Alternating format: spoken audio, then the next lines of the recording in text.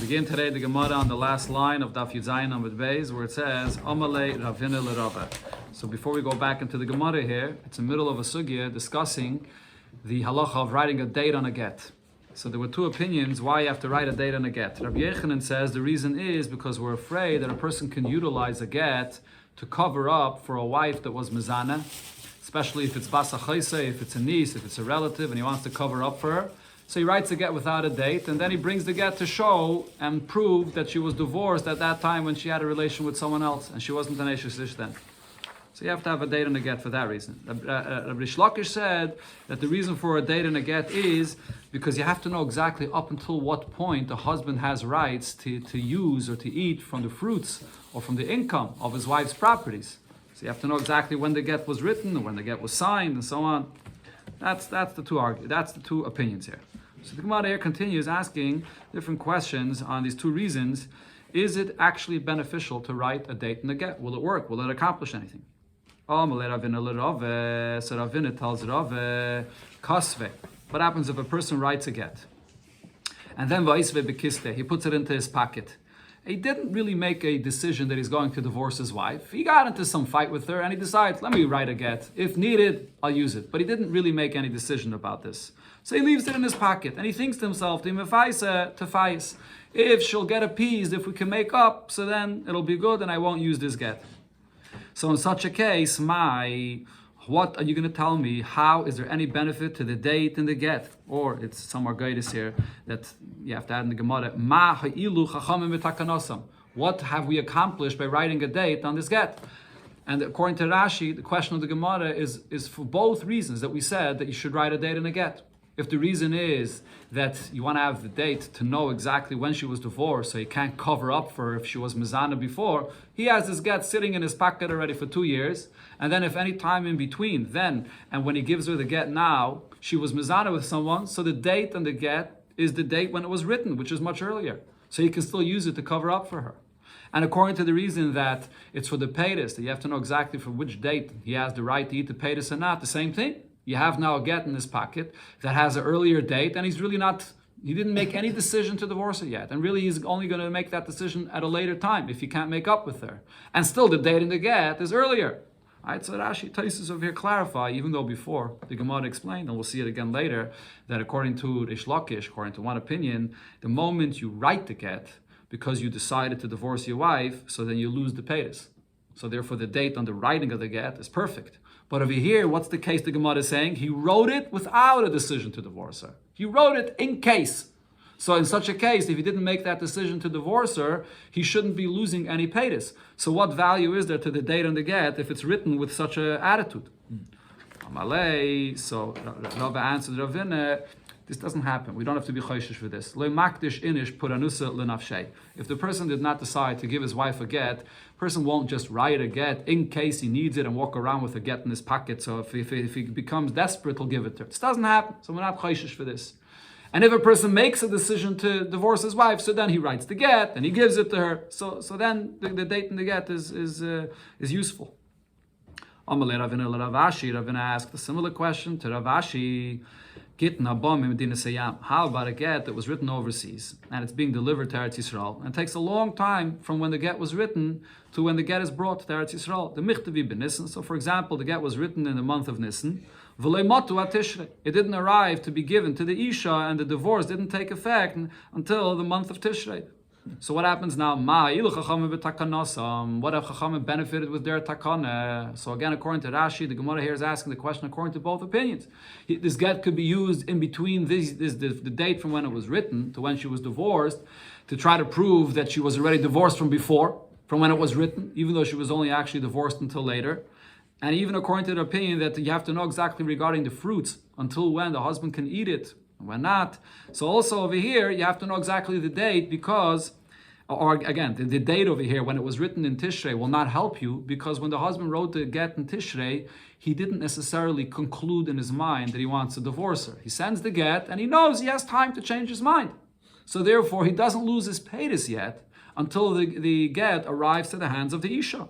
So therefore, what's the benefit of having this date on the get? Taisus, by the way, learns that both of these questions are not a question according to the opinion about the paytis, only a question according to the opinion that he might cover up for her. Okay, well, this is Rashi's Pshat in the Gemara.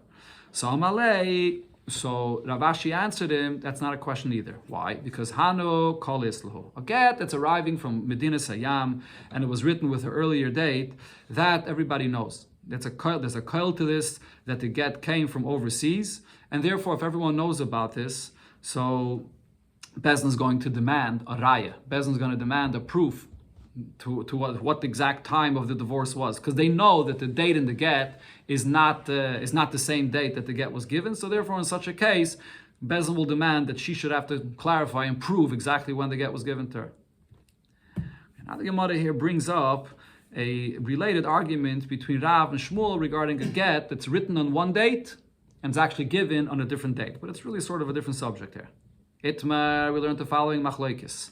Me'emisai meinen leget. From what date do you count for a woman to get married after she gets a divorce? So this is based on a Gemara that we learned in Yevamis, that once a woman gets divorced, she has to wait 3 months to get remarried. Why is that? Because then if she gets pregnant, we won't know clearly if the child is from the first husband or the second husband. So they have to wait a period of 3 months. But the question is, so you have the date on the get, and then you have the time when the get was actually given to her. So when do you begin counting the 3 months? So Rav says, Mishas Nesina. You have to count from the time when the get was actually given to her. Shmuel says, no, Mishas Ksiva. You go by the date that the get was written.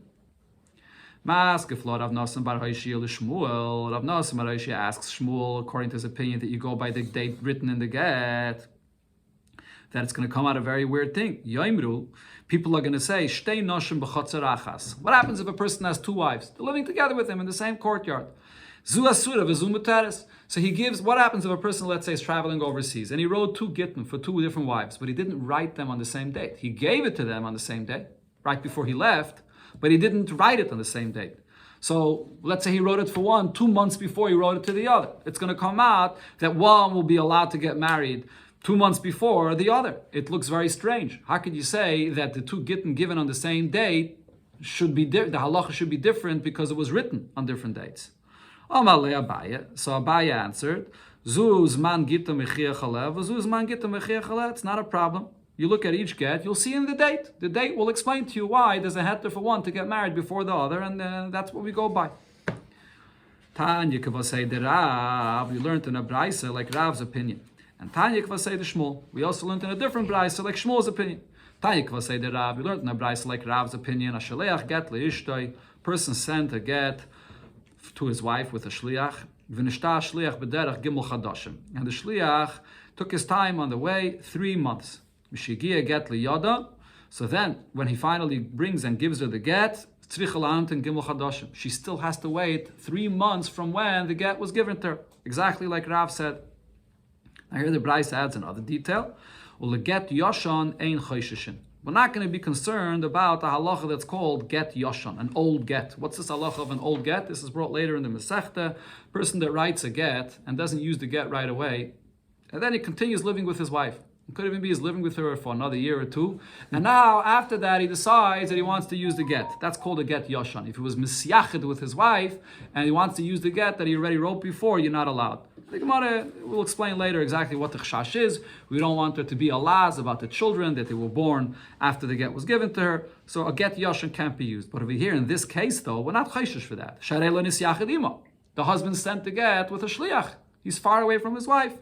So therefore, you can give this get, but you still, like Rav said, will have to wait 3 months from when the get was given to her. That's like Rav. Tanya Kavasei de Shmuel, but we learned in a different brayso, like Shmuel's opinion.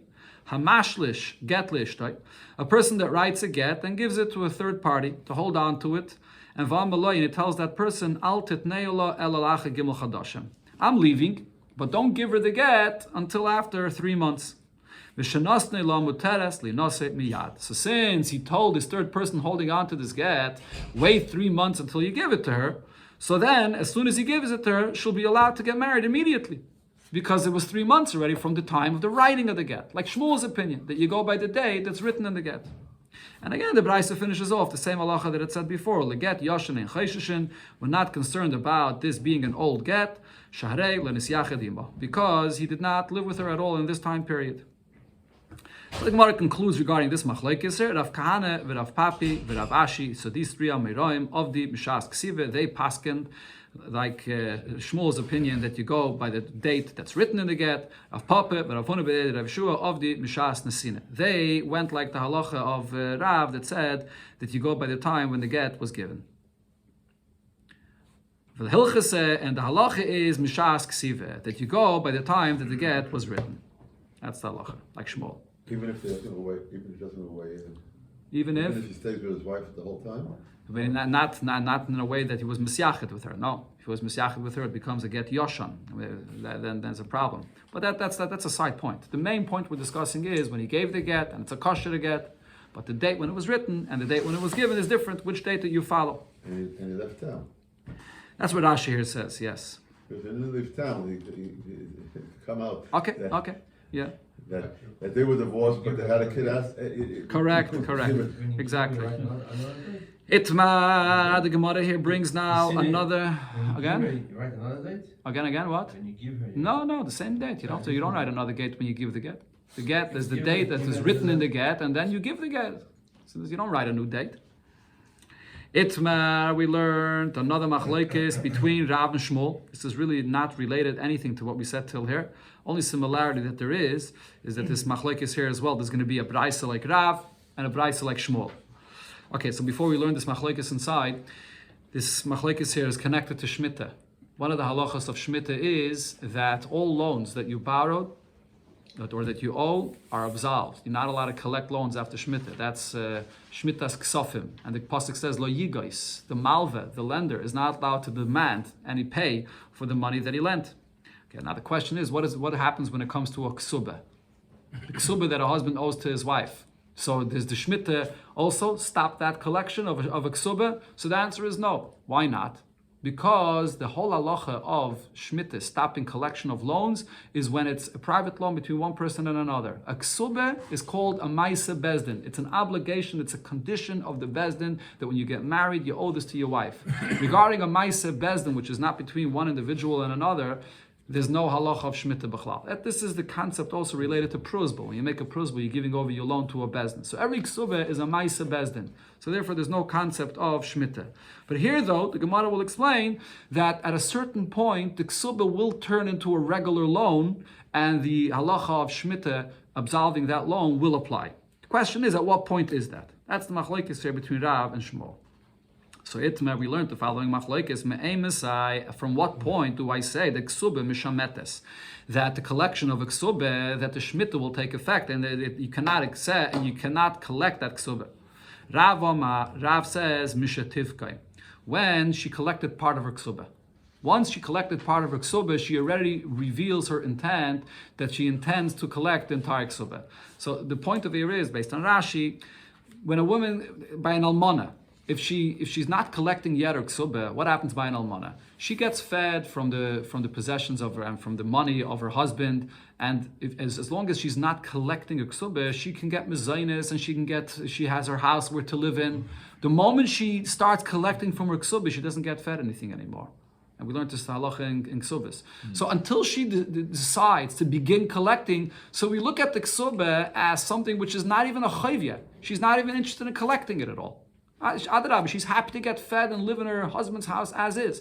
The moment she begins collecting it, now it turns into a chayv. Now we see that she's not going to get any mezainis anymore, and now she wants to collect it. So it turns into a chayv. That's one point Rav says. Another point, though, that's not enough yet. 1 second, where am I over here? One second. Rabam and Mishativkaim. One more word though. V'tiskaif. V'tiskaif means besides the fact that she began collecting part of the ksubah, also v'tiskaif. V'tiskaif means she changed the nature of this ksubah. She established it to be like a regular loan, which the Gemara will soon explain. The way that happens is she went to the bezdin and she got a psak of the bezdin that the husband owes her this, that the husband or the children owe her this money, and now it changes from being just a document of a ma'aseh bezdin. It's not a ma'aseh bezdin anymore. Now the bezdin already paskin that the money is owed to her. it becomes like a regular chayiv. Those are the two things. Shmuel Amar, but Shmuel says you don't need both of these conditions in order for it to turn into a regular chayiv where the shmita will take effect. Pagma, if she already blemished, meaning she already collected part of it. Even if she didn't go to the Bezdin and establish it as a regular chayiv. Or Zakfa, even if she went to a Bezdin and established it as a regular chayiv. Pagma, even if she didn't collect any part of it. Either way, it becomes like a regular chayiv, and also it becomes a chayiv which is not a Maisa Bezdin anymore, and therefore Shemitah will take effect. So again, the Gemara here says, Tanya Kvasei de Rav, Tanya Kvasei de Shmuel. There's a brayso that says like Rav, and there's a brayso that says like Shmuel. Tanya Kvasei de Rav, there's a brayso that says like Rav, Me'emisai Ksube Mishametes. From what point does a Ksube have the halacha as a regular loan, and a loan that's not a Maisa Bezdin?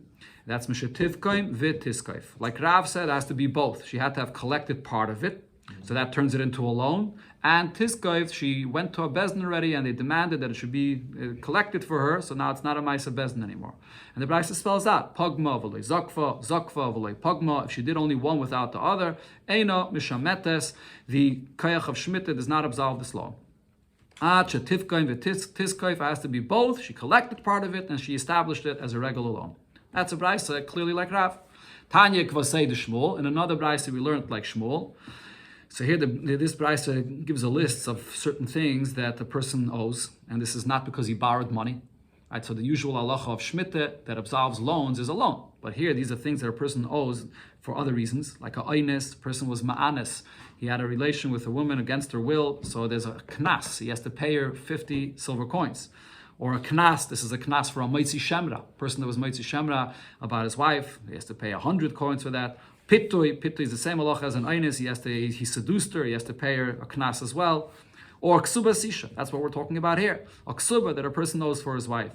Shezak from b'milveh, the moment he was at a bezdin, and he established it now, the bezdin paskin, that it's money that's owed, then mishamten. So then, Shemitah will take effect here to stop the collection of this loan. Vim lav, if it was not yet established as a regular loan, ein mishamtin, then the Shemitah will not take effect. And here the Brisa spells out, me'emisai neskofin b'milveh. What does this mean that you transform it from being this obligation that Torah obligates you or the Chachamim obligate you, and when does it become like a regular loan that you're chayiv to give, chayiv to pay? B'shas hamoda b'din. If you brought already to a bezdin, then it becomes already an obligation that you, bezdin is mechayiv you to give, and then the Shemitah will take effect. So this brayso clearly says, it only mentions this one detail of zakvan, that the fact that you were in a bezdin. It doesn't also say the other condition that Rav said, tivgaim, that also when you started collecting already part of the loan. Shmuel, in connection to this halacha, Shmuel said another halacha regarding a ksube. Ksube kemaise bezdin damya. Ksube has a halacha like a maise bezdin. It's really, what's a ksube? A ksube is a psak from a bezdin. At Bezdin Paskins, every time you get married, it's a condition that you must obligate yourself to pay your wife the ksuba money if you divorce her or she becomes an almana. So it's a Maisa Bezdin, Damya. Now, what's the significance of this? That it's a Maisa Bezdin. Ma Maisa Bezdin, just like it is with any Maisa Bezdin. That Bezdin Paskins. We're talking about any psak of the Bezdin. What happens when Bezdin Paskins something?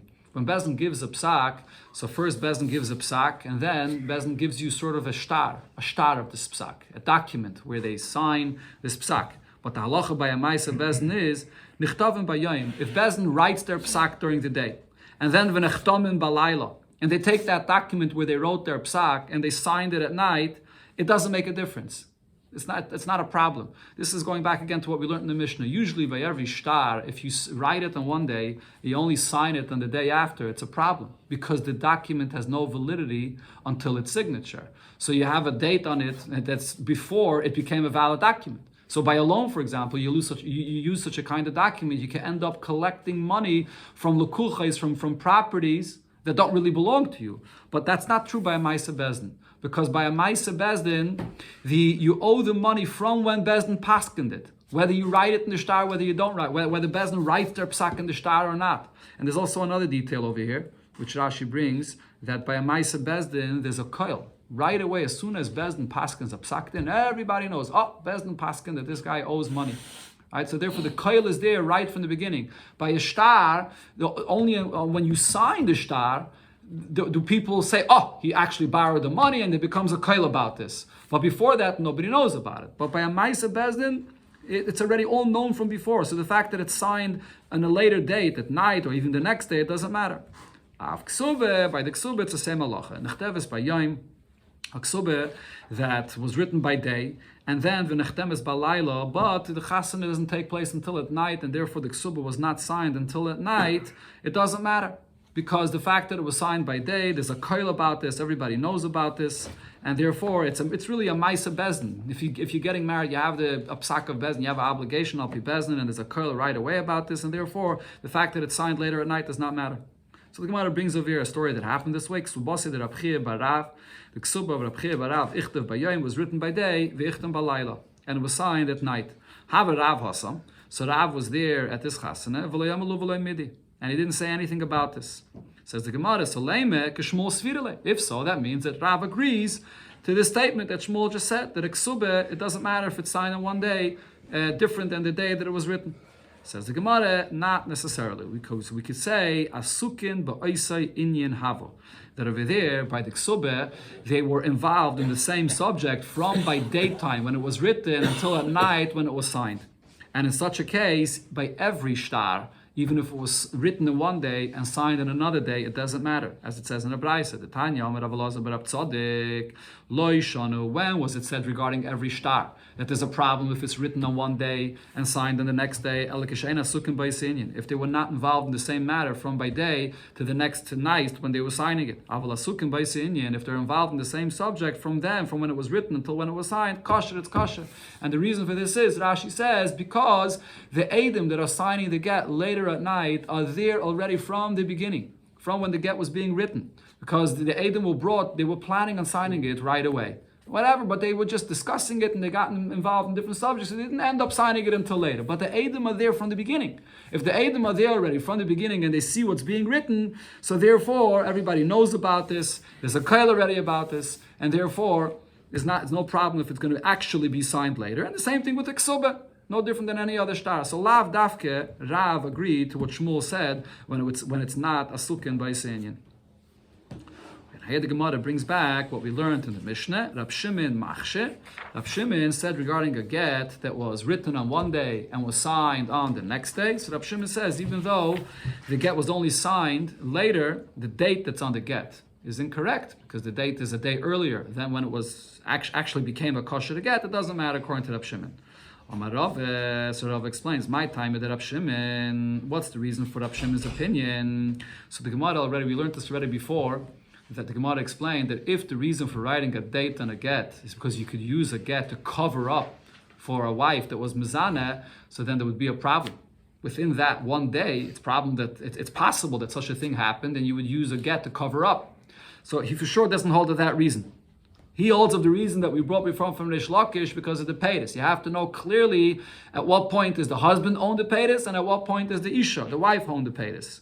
So now why does Rab Shimon not care about the fact that the date of the get is too early and the woman may collect peiris that's not hers?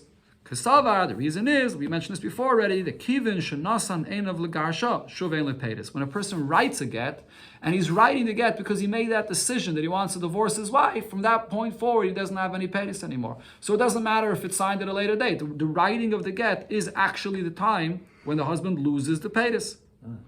Amar Reish Lakish, but not Reish Lakish said about this. The example that's used in the Mishnah is that it was written by day and it was signed the following night. So even though the date of the get is not exactly accurate, but because it was right away the following night, that's when Rab Shimon says it's not a problem. What happens if a get is written and then it's signed 10 days later? So now that's a much longer period. Then there could be another problem that comes up. So then even Rab Shimon would agree that there's a problem here. Why? Chashinon sheme payas. Because if it's 10 days later, we're afraid that in between he appeased his wife and he lived with his wife in between. And then what happens? This is what becomes a get yashan. Like I said before, get yashan is when a person writes a get, then lives with her, and then decides to use that get. And over there, Chachamim were misakin not to use such a get. So if 10 days pass from the writing to the signing, we're chayshish for this. Rabbi Yechanan says, no, Rabbi Shimon's opinion is even if it was written and then signed 10 days later, even 10 days later, we're not chayshish that maybe he appeased her and then later this changed his mind again. Because in Isa the Payis, if this is true that this happened, that he got into a fight with her and he wrote a get, and then he appeased her, and then he changed his mind again. There would be a rumor about this. People, neighbors that hear what's going on between the husband and wife would have known about this, and therefore the fact that we didn't hear anything and we didn't see that there was some change over here in their relationship, so we're not chayshish that this could happen, that it would be a get yashan. Itmer, now here the Gemara brings another machlekes, which is seemingly unrelated to anything we're talking about, but as we'll see soon, the Gemara will tie this back in to this opinion of Rab Shimon here. So we learned the machlekes between also Rabbi Yechanan and Reish Lakish as follows. Amar la'asara. A person wants people to write a get for him to give to his wife, so he tells 10 people, Kisvu get leishti, write a get, all 10, he tells 10 people, write a get for my wife. Rabbi Yechanan says, what does this mean? What has to happen here now?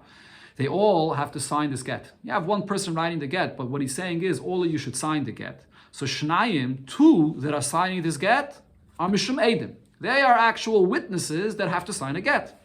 The Kulam and the rest of them are not witnesses. So why are they signing the get? Mishum Tanai. It's a condition. The husband decides he wants that the other should sign it as well. Rashi ever says he's doing it just to embarrass his wife. That this get that he's giving her should become a public matter. 10 people are there and they're all signing it just to embarrass her. But really only 2 of them are Eidim.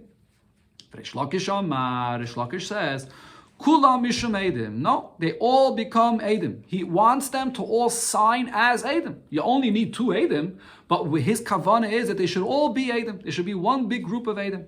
2 is the minimum, but he wants more. You can have 10 Eidim, and they all become Eidim. That's the machlokes between Rabbi Yechanan and Reish Lakish. Okay, the Gemara will soon explain the significance of this machlokes, but first the Gemara wants to understand why do they all have to sign this get? Hey Chidomi, what are we talking about over here? If you're going to say the case over here is, he told 10 people, write a get for my wife, but he didn't then specify clearly, I want all of you to sign it.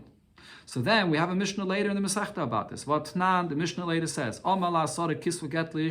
person tells 10 people, write a get for my wife.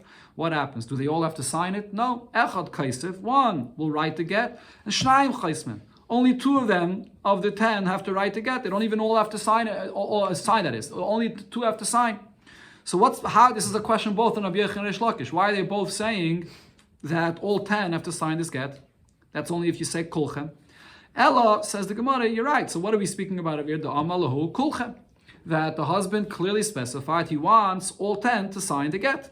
So now the question is, my beinayu. What's really the difference here between Rabbi Yechanan and Reish Lakish, whether they're all signing as Eidim, like Reish Lakish says, or 2 are Eidim, and the other 8 just have to put their autographs on this paper just as a condition. What's really the significance, la halacha, between them? If you said Kulchan, what does Rabbi Yechanan say? They all have to sign because he said Kulchem. The B'Payil. It's a Tanai. No, but the Tanai is that they all sign, but they don't sign as Eidim. They just sign to put their signatures there. Like I mentioned before, Rashi says he wants to embarrass the wife. Well, what's the nafkamina lahalacha if they are signing as Eidim or stam signing because he wants them to sign? Says the Gemara, so the actual difference would be 2 things. One case would be the chasim beitrei minayu b'yoymei. What happens if 2 signed on the day that the get was written, and ve'inoch, and the other 8 mikan v'dasara yomim. They signed it 10 days later. So now, is this okay? Mandama mishum tnai Rabbi Yechanan that says that the other 8 that are signing is just a condition that he wants to embarrass her. So kosher. So then it'll be kosher because before she got the get, the other 8 signed, so all 10 signed it, so his condition was fulfilled. But Mandama mishum eidim, the one that says that the other 8 have to sign it as eidim, and without them, the get is not a get yet. Doesn't have the amount of edus that it needs. So then it's going to be possible. Why is it going to be possible? Because then it's written on one date, and you signed it 10 days later, and the signature is on another date. So the date of the get is not an accurate date. So that's the time difference, exactly. So that's looking by saying if 2 started. Okay, yeah. So it's going to be possible. That's one example here. Inami, another nafkamina halacha between Rabbi Yechanan and Reish Lakish is kagayin shenimtza echad mem karav pasul. If one of these 10 people that are signing this get turns out to be a relative to the isha or to the husband, or is pasul So Laman Dama Mishum Tanai, the opinion of Rabbi Yochanan says that it's just a condition to have all of them sign. So kosher. It's kosher because you have two kosher Eidos. The fact that the other relatives are not part of the Eidos B'chlal. They're just a condition that they should sign as well. Laman Dama Mishum Eidim, but the opinion that says that all 10 of them become one group of Eidos signing on this get, pasul. So then this get will be pasul because the halacha is regarding Eidos, when you have one group of Eidos, nimtza echad karve pasul, the whole Eidos is batal. So it all becomes batal here. If only one, that's the right. This is a Mishnah in Makkis and in Sanhedrin that when you have one out of a whole group of Eidos that's pasul, the entire Eidos is pasul. So if they're all Eidos, it all becomes pasul. Now the Gemara asks a shaila according to Rabbi Yochanan's opinion that says that they're only all of them are signing as a Tanai. Two are Eidim and the rest are a Tanai. Right? So in this case that we just mentioned, where one of the Eidim turned out to be a Karav or a Pasul, Yichasum b'tchila Karav a Pasul. What happens if that Karav or Pasul was the one that signed first? So Amri la kosher. There are those that say that according to Rabbi Yochanan, the get will still be kosher, because you could still say the one that signed first, which is pasul, he's just signing as a condition because the husband decided that he should put a signature as well, but he's not the eid. The eidos are going to be the other ones that are kosher. So it doesn't matter that he signed first. V'amri la, but there are others that said pasul, that if the one that's pasul signed first, then the whole get will be pasul. So Gemara explains, Amri la kosher, the opinion that says that it's kosher, Tanaihu. The fact that you need all signatures is just a condition. So even if the one that's pasul signed first, but that doesn't have to be the Eidos. He's just a condition. Amri la pasul, one that says that it's going to be pasul, it's because because people are going to come to learn out from this to all other documents. People are going to say probably the one that signed first is not just a condition. Probably the one that signed first is the Eidos. And look, even a Karev and a Pasul could sign this document. And people may say that this is the halacha for all shtaris. So if there's a Gzeirah Chacham or Geyser, that this should be Pasul. So the Gemara here brings a story that happened that's related to these machlokes in here and relates back to the opinion of Rab Shimon in our Mishnah. So this exact story here. A person said to 10 people, Kisvu get li'ishti, write a get from my wife, and Chasim beitrei minayu. So again, the case over here is, he said, Kisvu get lishti, but like the Gemara clarified before, he said clearly, Kulchem, I want all of you to sign this get. So what happened? Chasim beitrei minai b'yoyme, 2 of them signed the get on the day that it was written, and v'inoch, and the other one signed mikam v'adasara yomim. They only signed it 10 days later. Right? So the Gemara before said that this is the machlokes of Reish Lakish and Rabbi Yochanan. Rabbi Yochanan says it's okay, because the get with 2 signatures is good. Reish Lakish says, no, now the date of the get is off, because it's not a good get until all 10 signed 10 days later. So Asla Kamed Rabbi Shua ben Levi. They came to Rabbi Shua ben Levi. So Rabbi Shua ben Levi took Reish Lakish's opinion that according to Reish Lakish, there's a problem over here that the get was signed 10 days later, but still Rabbi Shua ben Levi says that b'diyeved you can use this get. On Malay, and Rabbi Shua ben Levi said, Kedayu Rab Shimon lismech olav b'shas adchak. Rab Shimon is deserving that we could rely on him in a case of a shas adchak. When there's a problem over here, Rashi says, let's say the husband already left, so you can't rewrite this get, or she already got married to someone else, and so once she's already married, we're going to rely on Rab Shimon. So what's Rab Shua ben Levi saying? So he's basically saying, even though I agree to Reish Lakish that the date on this get is a discrepancy from the date to when it was signed, but nevertheless, Rab Shimon says that if it was written by day and signed by night, and the date is not accurate, it's still not a problem. So therefore, we're going to rely b'diavad on Rab Shimon, even though the halacha l'chatchila is not like Rab Shimon, but b'diavad we rely on Rab Shimon. This line, Kedai Rab Shimon, this is brought in the Gemara many times. It's a famous line that Rebbe mentioned a few times, the famous vart that the Welt says on this Kedai Rab Shimon, that when a person is in a shas adchak, in a place where he's being squeezed, you can rely on Rab Shimon to take you out of that situation. Rab Shimon ben Yochai, not Rab Shbi. Okay, so the Gemara now asks on this, but how could you rely on Rab Shimon here?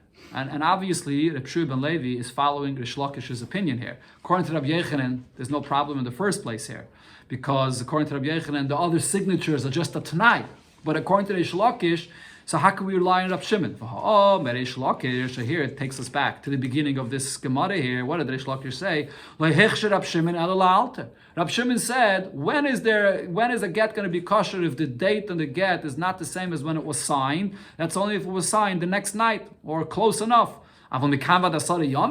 if it was signed 10 days later, so then even Rab Shimon would agree that there's a problem here with this get. So how is Rab Shimon Levi saying that we're going to rely on Rab Shimon? Answers the Gemara, regarding the interpretation of Rab Shimon's opinion, in that he actually holds like Rab Yechanan. Rab Yechanan said that Rab Shimon is machshir the get, even though it was signed on a later date, even if it was 10 days later. So in that detail, he paskins like Rab Yechanan. So therefore he said you can rely on Rab Shimon. But the Gemara now clarifies, wait a minute, if he's following Rab Yechanan's opinion, so v'ha'amar Rab Yechanan, but over here regarding this subject, when he tells 10 people to sign the get, Rabbi Yechanan said, Shnayim mishum edim. Only 2 of them are edim. And the kula mishum t'nai. And the rest that are signing is just a condition. So the Gemara is asking, if so, why does Rabbi Shua ben Levi have to say, you have to rely on Rab Shimon, that even though the get was signed on a different date that it was written, it's still okay. You don't have to rely on Rab Shimon. If we're following Rabbi Yechanan says that the 2 that signed are the only real eidos on the get. And it was signed on the same day that it was written. So there's no issue here at all. Answers the Gemara, no, but regarding that machlekes, what it means when a person says kulchem, in that he holds like Rish Lakish, that all 10 are actually eidos, and therefore there is a problem, the fact that it was signed 10 days later. And therefore on that he said, Kedai Rab Shimon lismachalav b'shas hadchak.